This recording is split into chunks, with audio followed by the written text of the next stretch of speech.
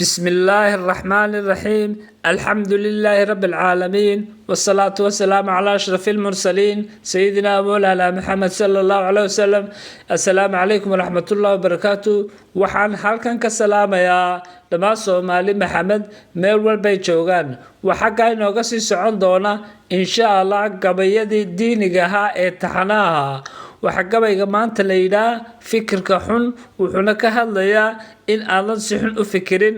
wuxuuna ku bilaabmayaa insha Allah sidan: haddaad si xun u fikirto waa iblis xeeladii, haddaad si xurmad leh u fikirtana waa eebbe xikmadii.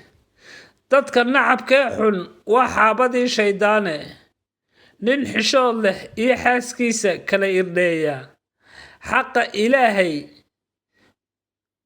ku siiyey waxaa ka xanaaqa xaaside, xuduudda rabbi waxaan xeerin nin xiqdi leh. waxa xanaf iyo dagaalkeena nimaan ku xisaabtamayn aakhiree, xabaasha waxa ilooba nimaan xiskiisu fadhine. nebigii udgoonaa xalaasha iyo kala xadeeyey xaaraanta, waxaan ku salin nimaan xaalayn waxna xabaasha iyo iilka xaabada naarta waxa gala nimaan diinta xiisayne.